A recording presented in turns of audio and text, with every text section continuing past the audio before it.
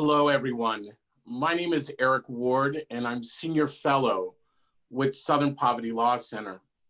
I want to thank you all for joining us for today's discussion. Before we begin, I'd like to go over some important information. The audience is muted. At the bottom of the screen, you'll see a chat button. That is where we will drop in speakers' bios and links to information that we are talking about today. We are recording this briefing, and we will share a link to it in a follow-up email. In today's discussion, we will talk about the rise of fascism and the role that fascist propaganda plays in the success of extremist leaders and ideologies. When we think about fascism, we often forget the myriad of components that build fascism, from cultural aesthetics to economic policy, to rhetoric, to ritual. Today, our speakers will explore that in conversation. And I'd like to now introduce our speakers in order of discussion. First, Michael Edison Hayden, who is an investigative reporter for Southern Poverty Law Center's Intelligence Project, and Jason Stanley, who is an author, and Jacob Urowsky, professor of philosophy at Yale University. Michael Edison's work includes investigations into neo-Nazi and far-right propagandists and their impact on the political landscape. In his 2018 book, How Fascism Works, Jason Stanley details how propagandist cult of personality surrounding President Trump is reminiscent of fascist movements from history. I thank you all for joining me, and I'm going to hand off the conversation to Michael and Jason.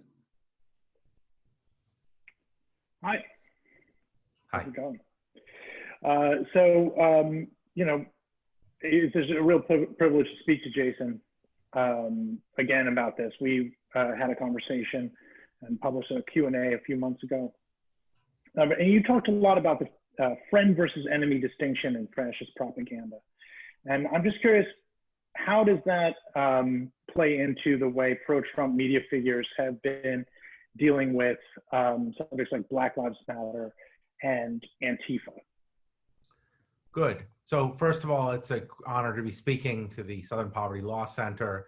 Erik Ward, Michael Hayden, thank you so much for being here. Great admirer of yours. And it's a great opportunity to discuss the moment we're in. I want to begin by making a few conceptual distinctions because I am, after all, a philosopher, and that's how we roll.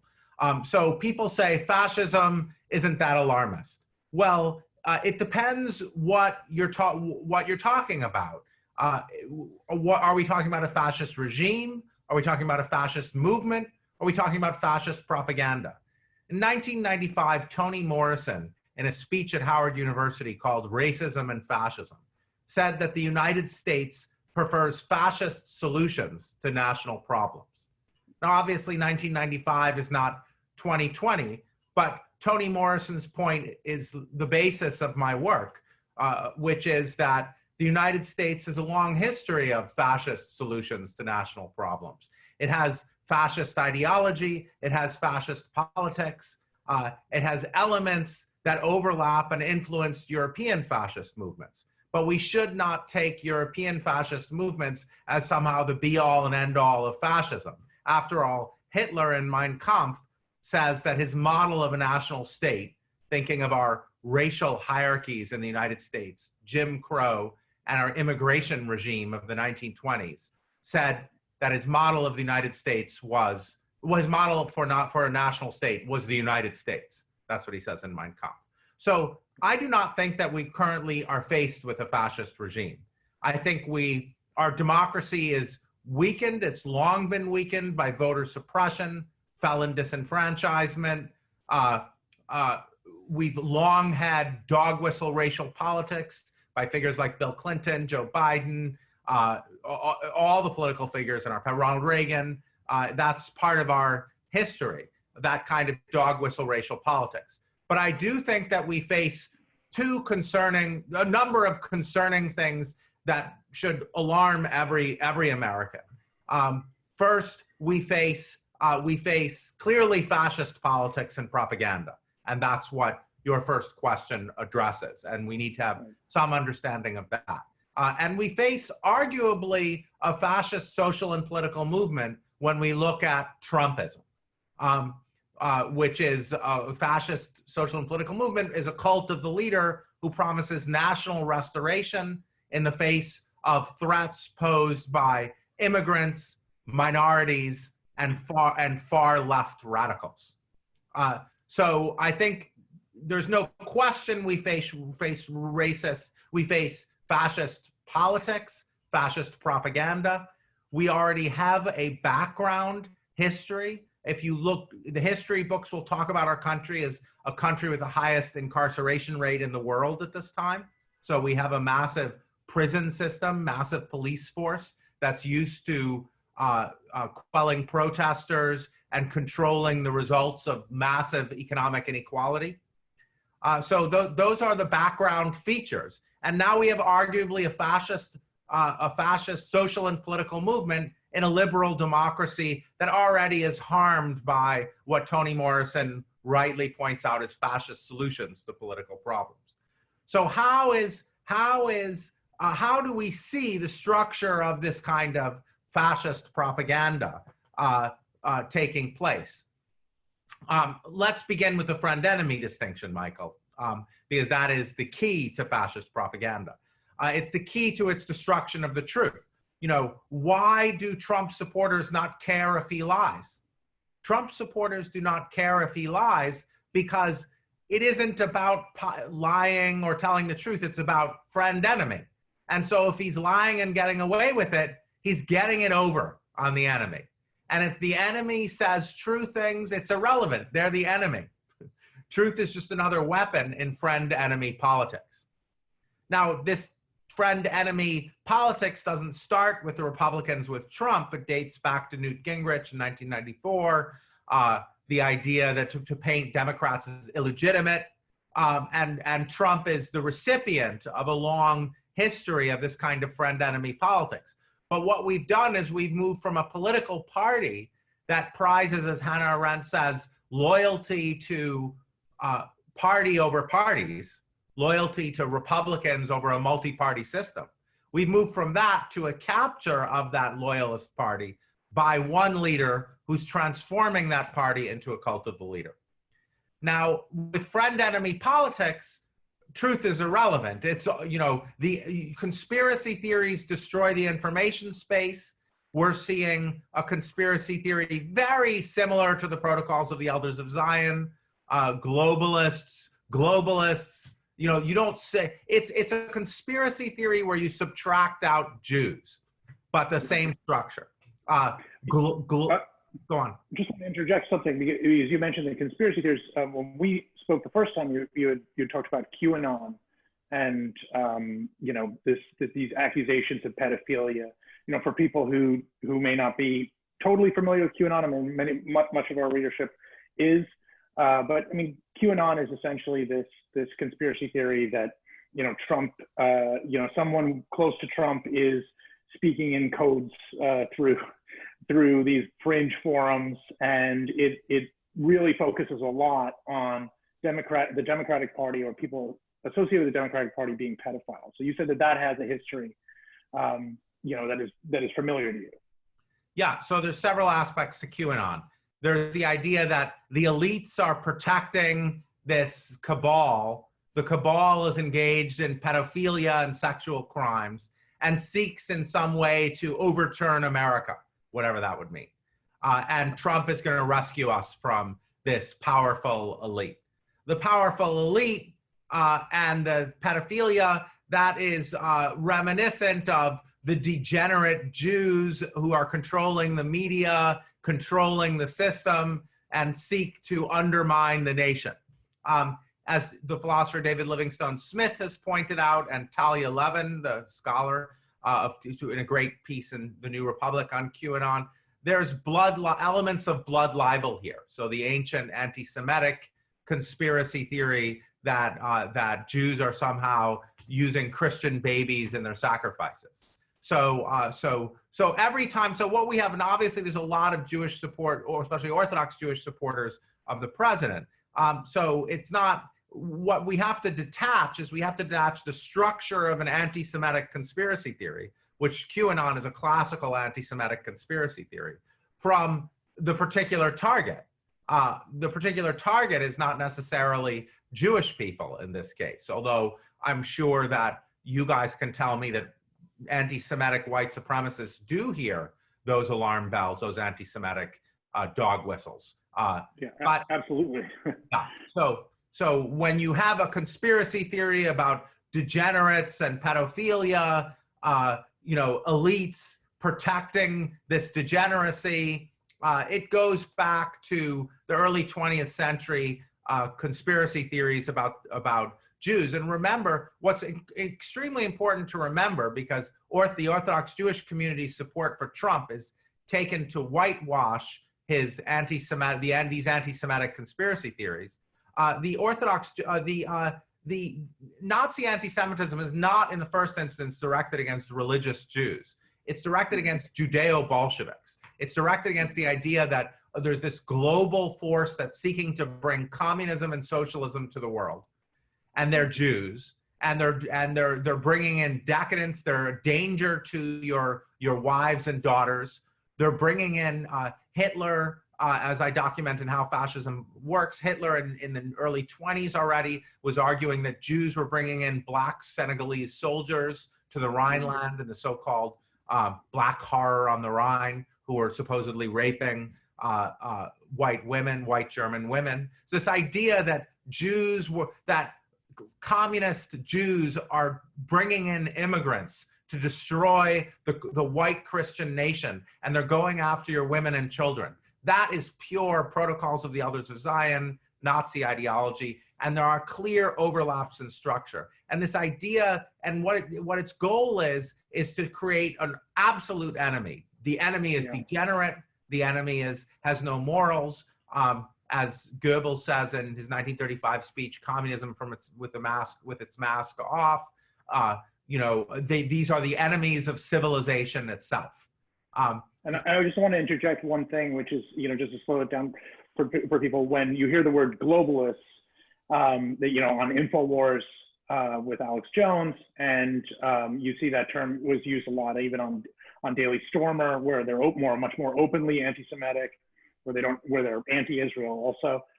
So I think there's this combination of pro-Trump support that is for Israel and against.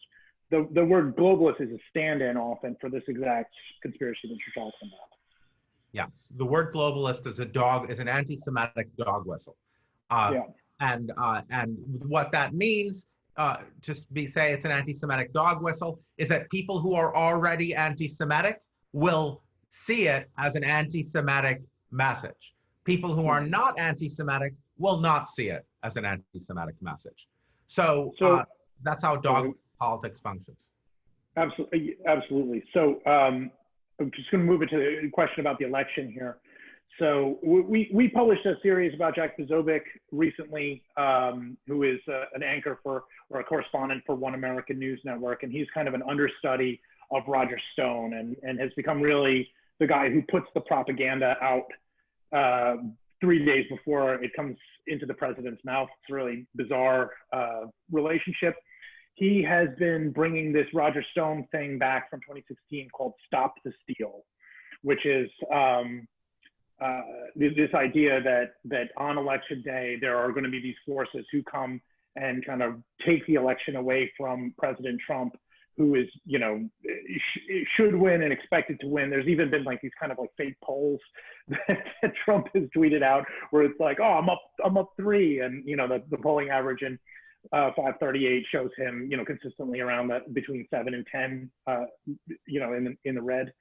What is this drumbeat about stealing the election, about, this idea that these fraudulent mail-in ballots, all this stuff, this thing? I mean, is it just an opportunistic thing to try to, discourage people from voting, or, I mean, is there something more, that you see that has parallels? We're seeing classic fascist tactics, projection in this case. Who's rigging the election? Who's trying to steal the election? It looks like the Republicans are trying to steal the election. You always, Hitler in Mein Kampf, and I'm not comparing Trump to Hitler. I'm talking about tactics, political tactics that are being used. I don't see a genocide in the horizon or anything like that, unless we talk about climate change. But the political tactics here are extremely fascist. You blame your enemy for what you're doing. This is what, you know, Goebbels and Hitler both recommend. It's very effective. The straight projection that we see, Trump is a master at this. For example, I discuss at length in my book is the charge of corruption. One thing I discovered to my surprise is that all fascist political campaigns are anti-corruption campaigns, even though the person running is far more corrupt than the person they're charging with corruption. So in Brazil with Bolsonaro, with Putin, in Russia. So Trump is saying, you're rigging the election to obscure the fact that he's trying to rig the election. And I think there's a very interesting strategy. I mean, you know, ancient curse may live in interesting times. In that sense, interesting strategy here, which connects with the COVID denialism. I think this is my reading, and I'm perfectly fallible, but I think what's going on is there's an attempt to to not deal with COVID and spread COVID minimization and denialism, so that the people who go to the polls to vote in person on November 3rd are mostly Trump supporters, and the people who vote by absentee ballot are mostly Biden supporters. And you can already see that a very large distinction in Trump support versus Biden support in same day versus absentee balloting. Right. Biden has an immense lead among those who intend to vote by absentee ballot and take COVID seriously. And Trump has a lead among those who plan to vote in person. Trump is sending, in a very familiar tactic from Latin America. You know, I was having dinner with some Ethiopian friends and they were laughing about this with Ethiopia. It happened in Kenya with all of these. You intimidate people going to the polls by sending people to the polls to intimidate people trying to vote. So that's a classic, you know, we don't need to be talking about Europe, and we shouldn't center Europe. We should think about Latin American autocracies, Eastern Europe, Africa. You know, you threaten people at the polls. So what's happening is Uttar Pradesh in India. I mean, things like that happen. India, yeah, absolutely.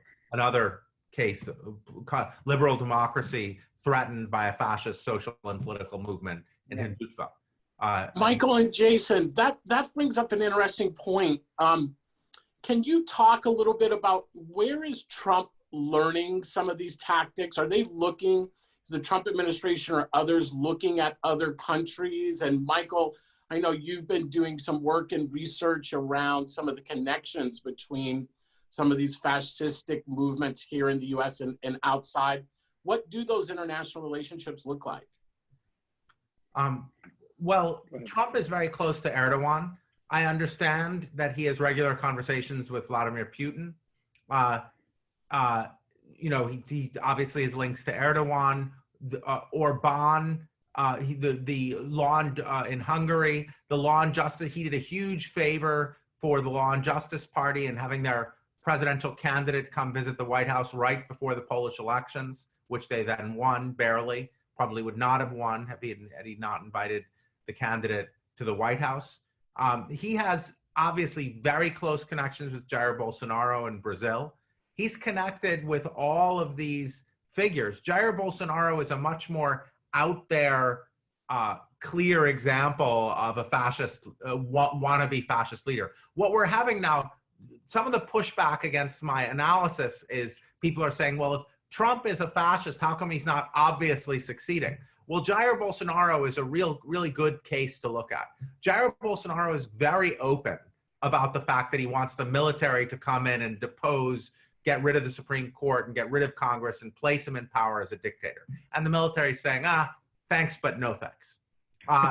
So Trump faces some serious obstacles to his power in the United States. And I assume, it's hard to do a takeover. I don't know, he might just judge that he can't. So Michael? No, I was just going to say one thing that I find fascinating is just the degree to which all of these fascist influenced politicians have really struggling during the pandemic to control it. I find that very fascinating. It seems like that they are connected in terms of how they not only how they produce propaganda and the type of propaganda they produce, but also the things that they struggle with, the things that undermine their power, which is things like this that require global cooperation, among other things. So, just speaking to that, when I had to hand in the preface to my paperback for How Fascism Works, the paperback came out in May 26th, and I had to hand in the preface on March 14th, and I was in Brazil that week, and COVID was just starting to hit, and nobody knew which countries would fare well. And a number of people in March, people forget this, a number of people in March were saying, this is going to help authoritarianism because strong leaders such as Putin, Modi, Bolsonaro, and Trump will just use their authoritarianism to shut their countries down and get people to stay in, and it's democracies that will do worse. In fact, what we saw, and what I wrote in my preface is I predicted, which was a risky prediction, that the countries that would do worse, the large democracies that would do worse, well, the large countries that would do worse are the United States, Brazil, India, and Russia. And that has turned out to be correct. And the reason I did, 100%. Yeah, I mean, I was nerve-wracking because everyone was like, are you sure? Because by May 26th, but the reason I did is because of the friend-enemy politics that we began this broadcast by discussing. These leaders cannot see anything except through the light of us versus them. Everything is for them or against them. And facts don't have a side. Facts are just facts. And so these leaders constantly just look at COVID as an opportunity or a problem for them.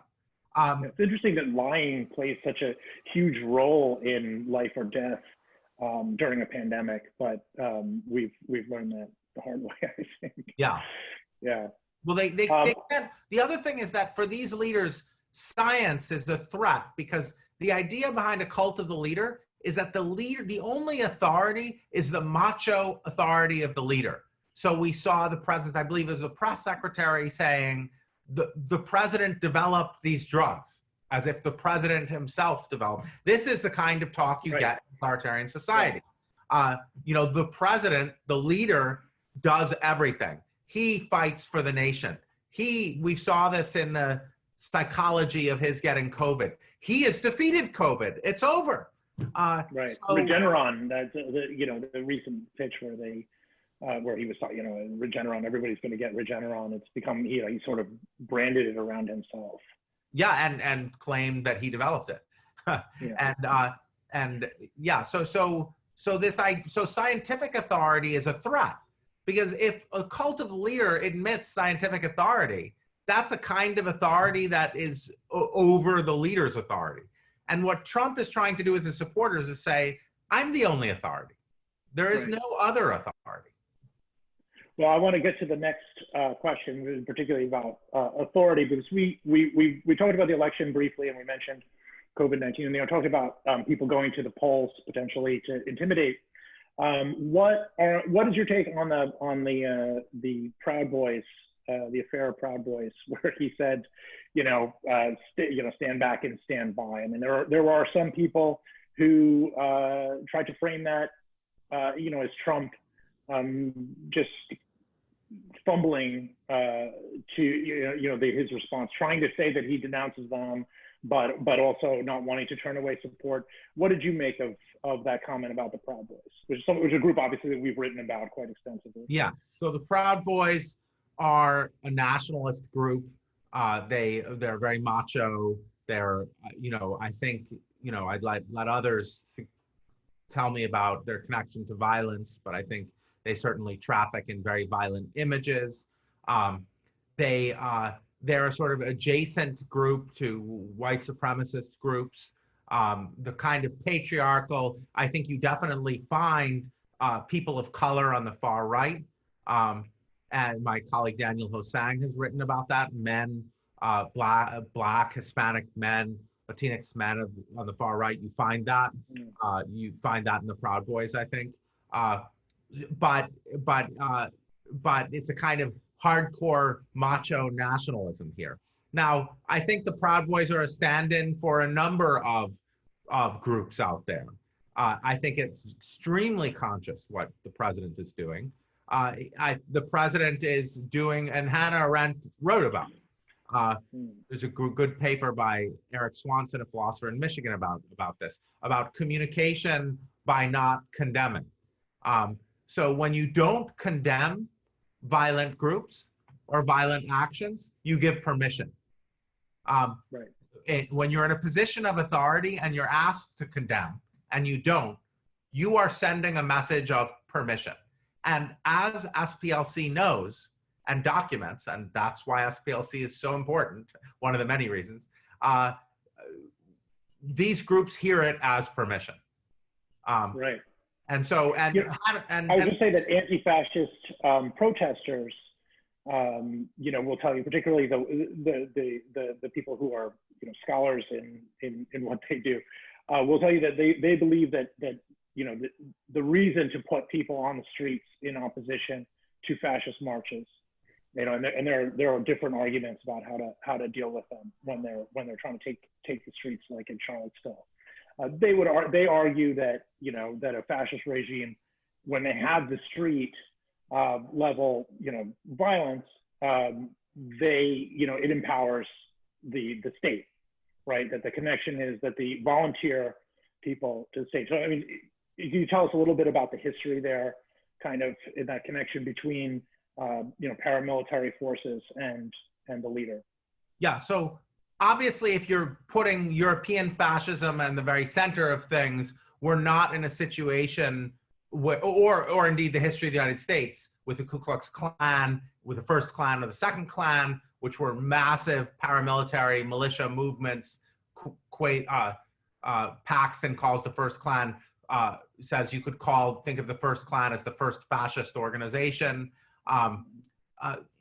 Obviously these militias are connected to the Klan. The second Klan really is very fascist in its ideology, and Paxton, I think, is right that both clans were fascist in their organization. I think there's a lot of overlap with these militias and with some of these militias and classic American history that as Sarah Churchwell has documented, is clearly fascist. We don't have the size. We're not looking at I hope we're not looking at a mass movement the size of the Klan, or certainly not what was happening in Italy in the 20s and Germany in the 20s and 30s.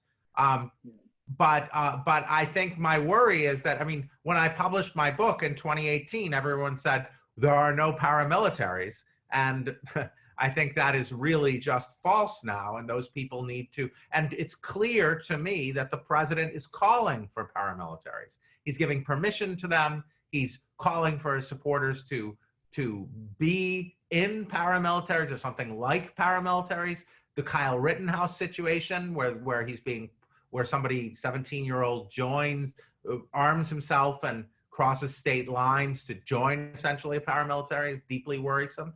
So there's a certain there's an important relationship between the on-the-street paramilitaries and, say, the state organizations, the law enforcement that supports the president, or ICE or various Homeland Security organizations. And that's that there's like a kind of deniability, like the state can say, we're not the fascists are the people on the street. Right. So that's something much written about and discussed in this history. And white supremacists, as you know much better than I do, these paramilitary groups, they know this. They know that there's two faces of them: the respectable face and then the face on the street. And you need both, because the respectable face needs the skinheads on the street to say, no, that's what fascists look like. How can we be fascists? We're wearing suits and ties. So Right. now what we have is we have an administration that actually has, as SPLC has demonstrated, some people with white supremacist, white nationalist, Christian nationalist ideology in it, QAnon theorists everywhere, Islamophobes, you know, there are a lot of extreme far-right ideology inside the administration. We can see this classic structure emerging. Yes, there are fascists, they're the people on the street. We're not that because we have government positions. We're not that because we're law enforcement. But now we see connections between law enforcement and some of these paramilitary groups. And that's when you really need to worry. And you really, really need to worry when the government starts saying that encouraging the paramilitaries and treating them like an informal branch of the government. That's the history alarm bells. That's the kind of thing that people would say to me, it's not fascism because that's not occurring. And now that it's occurring, you know. Yeah, it's highly problematic. And I would just note, you know, not just administration officials, but an entire media ecosystem that is tied to this street level of violence now, which, you know, is also a big problem because they have a whole megaphone. They have a whole megaphone on One American News and Breitbart and Daily Caller and on Fox News with Tucker Carlson's show. Yeah. So I, you know, the next question I have is about the 1619 Project, which I know is something that you have talked a lot about on Twitter, and I want to ask you about it. And then there's this whole question of racial bias training that the Trump administration has been pushing really strongly. I know that you see some parallels there, and particularly with the way the 1619 Project has been discussed. I think it's certainly started with things like VDARE, like these white nationalist websites that we know that Stephen Miller reads. And we heard it out of Pompeo's mouth, I think, first, you know, as far as the administration is concerned. So if you could tell us a little bit about your thoughts about that and the response to the racial bias training. So the 1619 Project, recall, is Nicole Hannah-Jones, the journalist Nicole Hannah-Jones project at the New York Times, that's calling for a rethinking of American history along very, very standard lines in recent history, U.S. history studies, to center slavery and its effects and to trace those effects to the present day through the carceral state, through banks and eviction, and a number through medicine and a number of different structures that structure our lives. So to show how slavery influences institutions and hence structural racism and sort of crafts the world we see today. So she urges us to look back to 1619 as a vital date to recenter and think about slavery as a foundational, fundamental aspect of American history. And what now this it has become a centerpiece of this presidential campaign. The president has said he will remove federal funding from public school districts that teach essays in the 1619 Project, that teach the 1619 Project. Nicole Hannah-Jones has been centered in the presidential campaign as a target.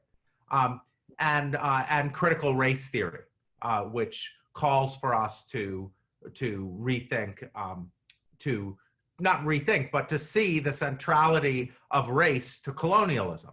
I mean, it's no accident that European colonialism focuses on Africa and the slave trade was racialized.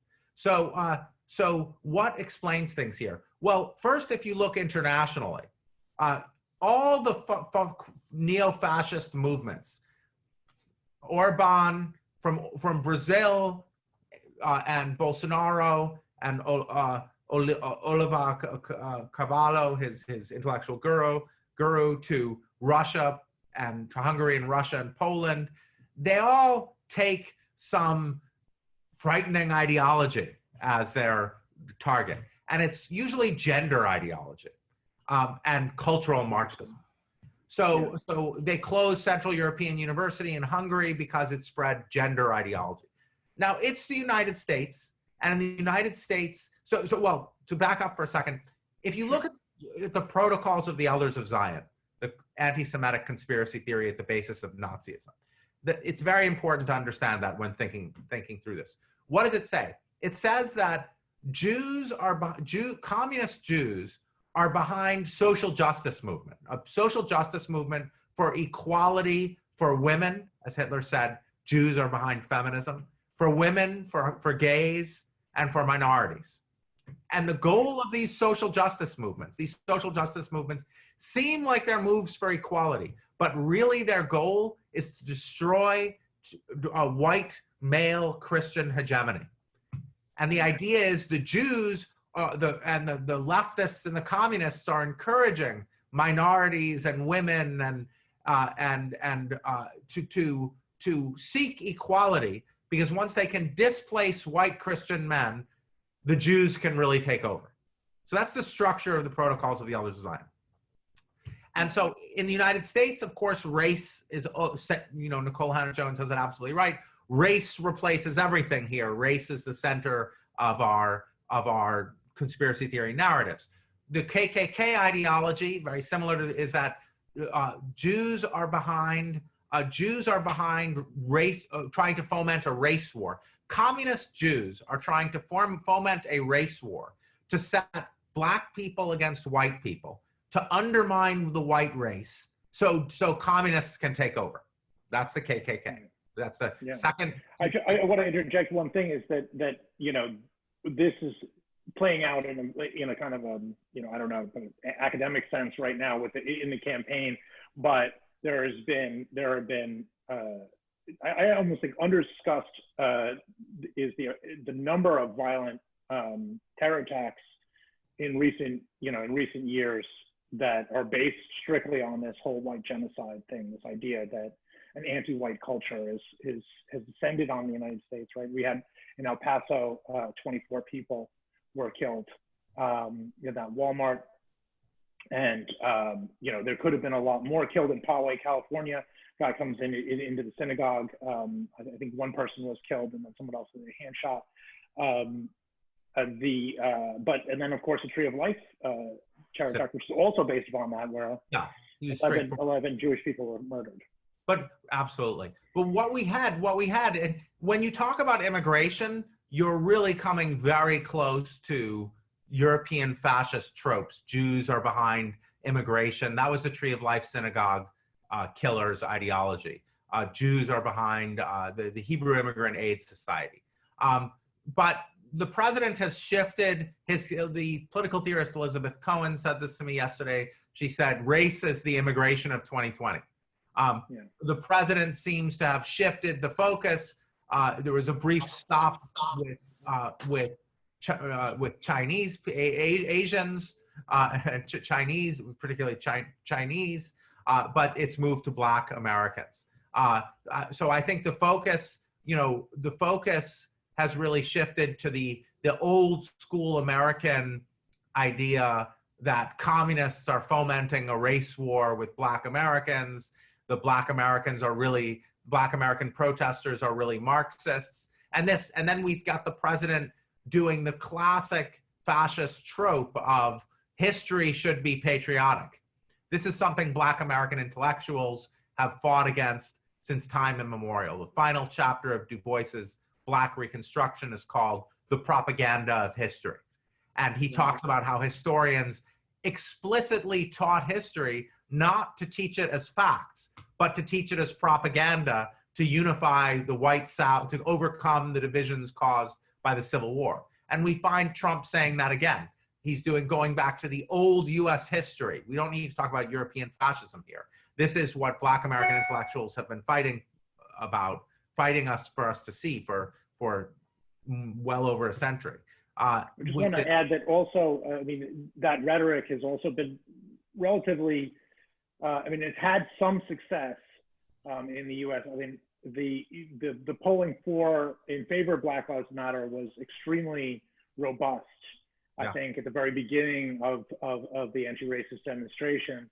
And although it's still, I think, positive, they were able to, I think, to eat away at that polling data. I think it went from like 70% of this, I'm not 100% sure of this, to closer to just above average. Absolutely. So on the one hand, he's connecting, and as American history, as was done with the civil rights movement, when let's not forget that now the Republicans are trying to usurp the mantle of Martin Luther King. Let's not forget that they labeled Martin Luther King a communist. The civil rights movement was at least the people we cover in our movement still do. I just want to say that. right, exactly. So, yeah. Let me ask a question. When you hear some of this rhetoric, right? Martin Luther King as a communist, but you also hear other rhetoric from individuals like Trump. So for instance, when Central American refugees were fleeing political and violence and the economic crisis, they were referred to as an invading army. Black Lives Matters activists who are marching actually for racial justice are referred to as hordes, right? I often notice that pop culture references, particularly when it comes to Jews in the entertainment, often referred to as like a virus, right? That's invading. What is the power of that type of rhetoric, and how does it fit into the cult? So that type of rhetoric, it enables violence, of course, because if you call someone a virus, or to use the 90s vocabulary that resulted in even a worsening of mass incarceration, super predator, when you call people that, or thugs, criminals, gang members, when you call people that, you can do anything to them. So that's why all pre-genocidal movements are ethnic cleansing are preceded by years of targeting the group as rapists. Viruses is very pre-genocidal. I think we can see that played a role in the massive incarceration of Black Americans in the 80s and 90s, that kind of talk. And the linking of groups to terrorists. So you see that move made constantly. It's classic fascist propaganda. And I'm writing a book now on how that leads to, how that kind of talking about a group leads to action. But I can strongly recommend a paper by the philosopher Lynn Terrell called Genocidal Language Games, where she investigates the Rwandan genocide and the run-up to the Rwandan genocide, where for years they were talking about Tutsis as snakes and cockroaches. And it turns out in Rwanda, snakes are there's a big poisonous snake problem. Snakes are a public health menace. And it's a matter of honor if you're allowed to kill a snake with a machete. It makes, when a boy is first allowed to do that, he's a man. And so if you in calling Tutsi snakes, what they were suggesting is it was a matter of honor to kill them with machetes. And so that's Lynn Terrell's explanation of how that kind of vocabulary enables violence. It certainly enables you to turn the other way when protesters are stuffed into vans. I think that what's happening with law enforcement now is they're practicing dealing with large-scale protests. And the vocabulary is supposed to prepare us for the violent treatment of those protesters. Yeah, that's really fascinating. And also just that type of language, I always see it as coming from the extreme far right and percolating into the mainstream.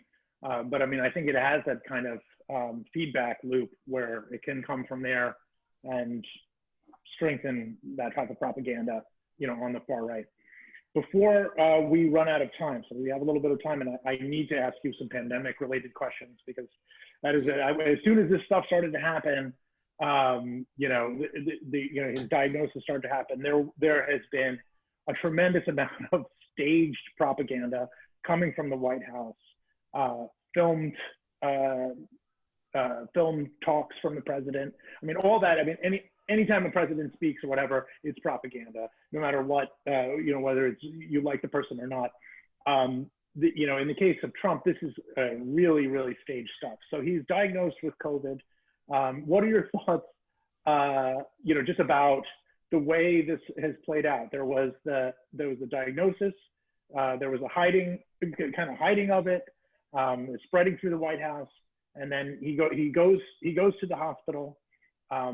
Jack Kozovic, of all people, kind of stirs up a protest, a pro-Trump protest outside of the hospital. He drives by and waves, and then he goes to the balcony, early with the doctor stuff.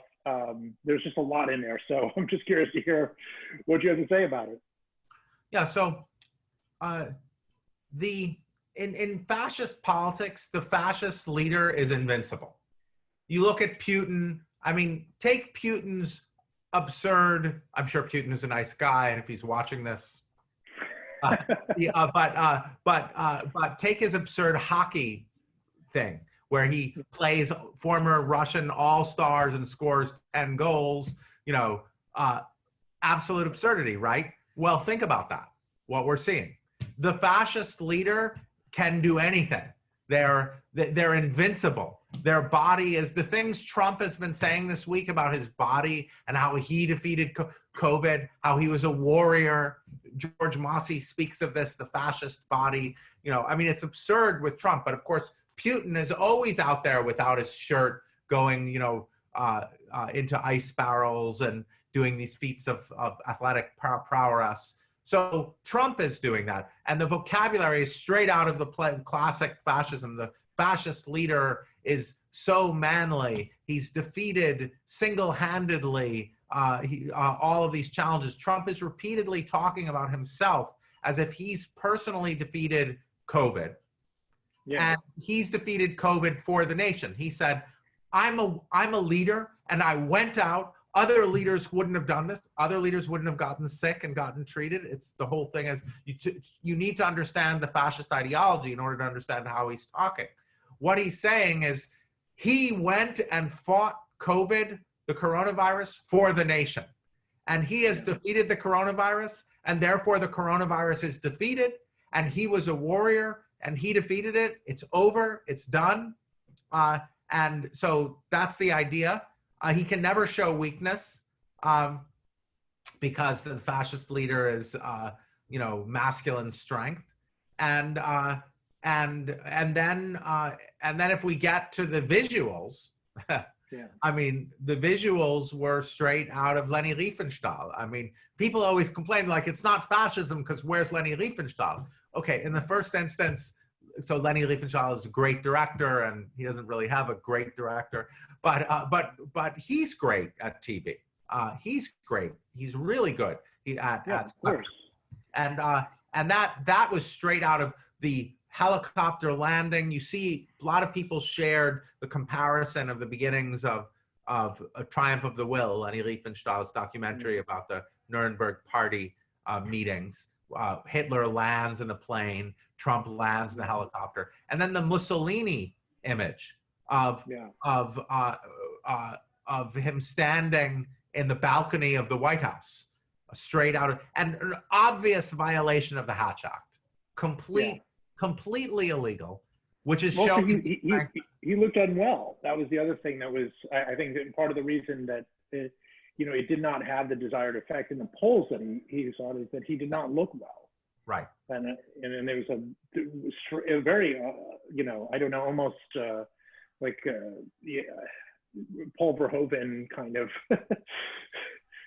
satirical quality to it. It was really unnerving. It's very important for him to appear tough because this politics is a politics of toughness. It's all about toughness, beating your opponent, beating the enemy, protecting your supporters, women and children, from the degenerate enemy. That's how this politics works. So he has to appear tough for his supporters. And so that's a great point you're making, Michael, that if he doesn't appear tough, that's a problem. But I think one really important thing to note is that he seems to be making no effort at all to broaden his support. So that suggests to me he's going to try to rig the election or steal the election. because there's no effort being made anymore to try to broaden his support. It's pure, I am the leader, it's a war, the enemy is upon us.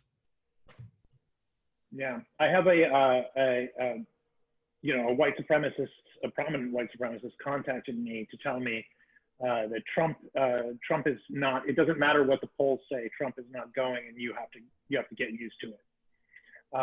And this is a troll, they're all trolls, even if they're serious and they're dangerous, but they have that instinct, they want to create anxiety.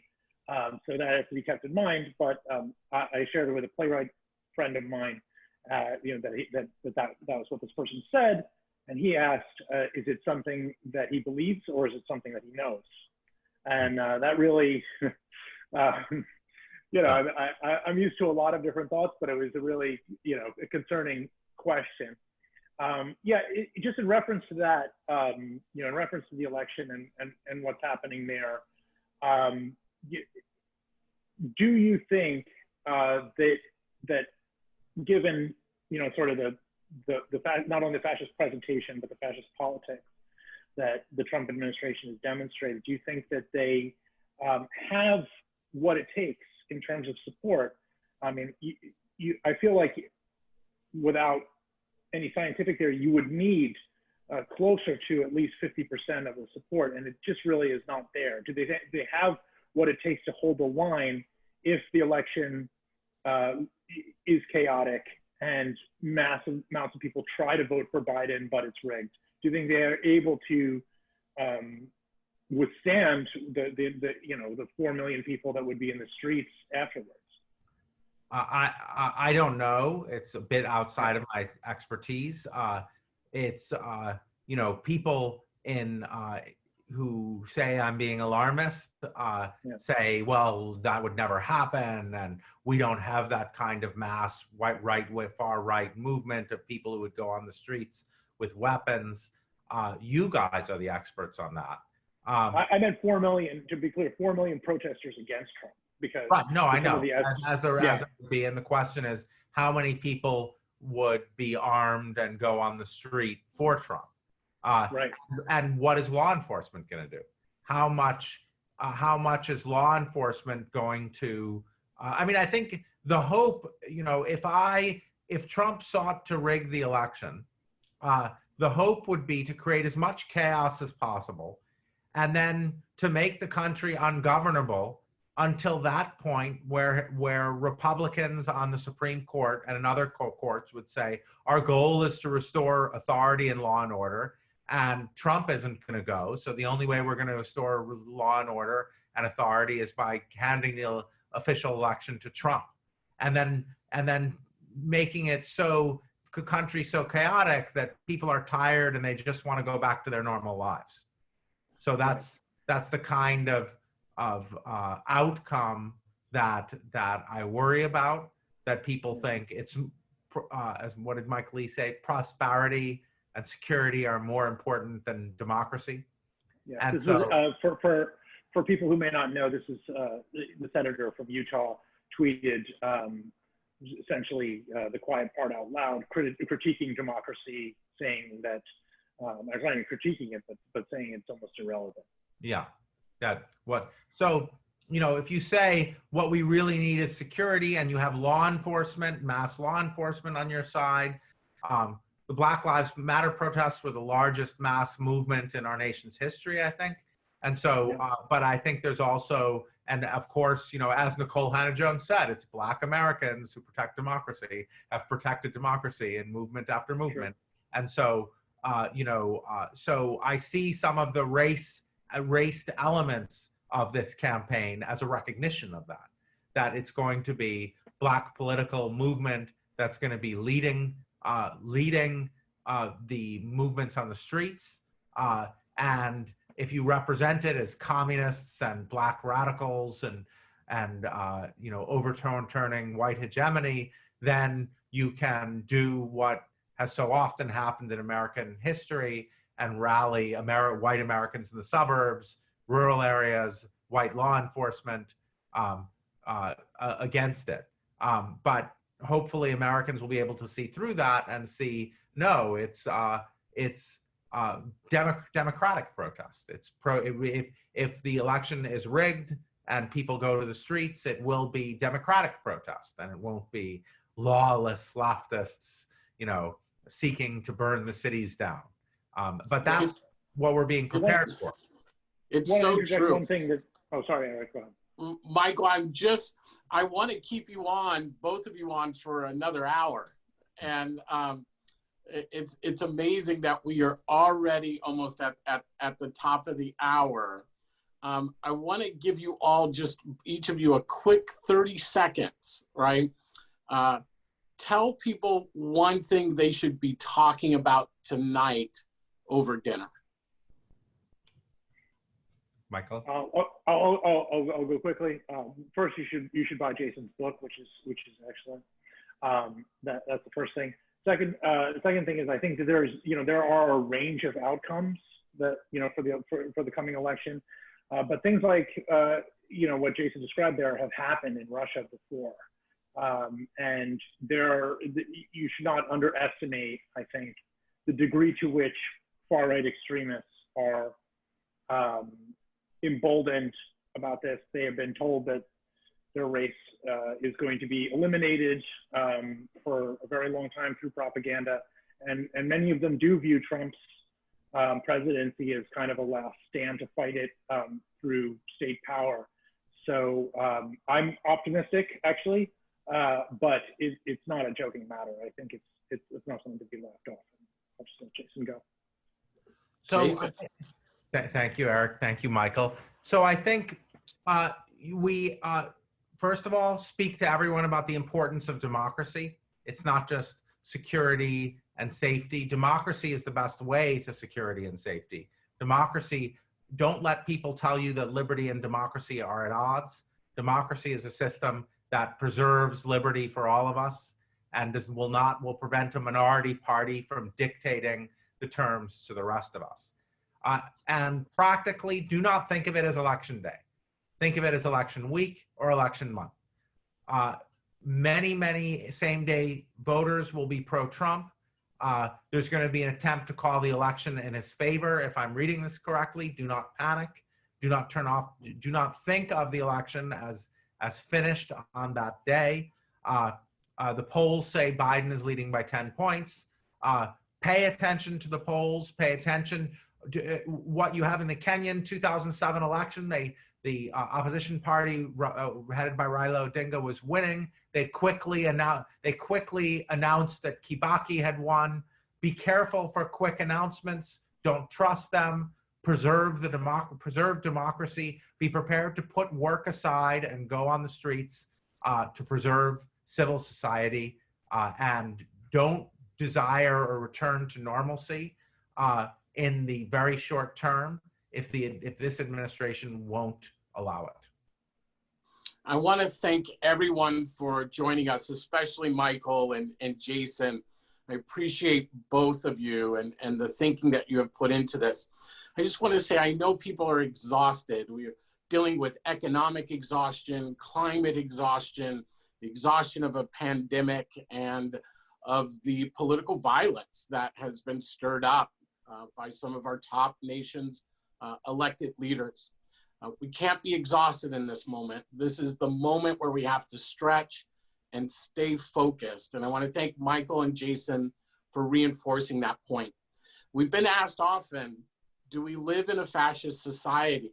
And I encourage folks to get Jason Stanley's book, How Fascism Works. It's available for purchase at Penguin Random House, and you can order it in the link in the chat. The real question around whether we live in a fascist society is studies that have shown that most people don't know they're in an authoritarian society until they are already in it. So the answer to that question is, how would we know? We know by studying and learning, and Jason's book is a great blueprint to understanding the aesthetics of fascism and how it's used to build cults of personality. We plan another discussion soon about Senior White House Advisor Stephen Miller later this month. Please be on the lookout for an email from us about that upcoming event. I thank you all for joining us. On behalf of the Southern Poverty Law Center, We appreciate the work that each of you does in building a 21st century civil rights movement. Thank you. Thank you so much.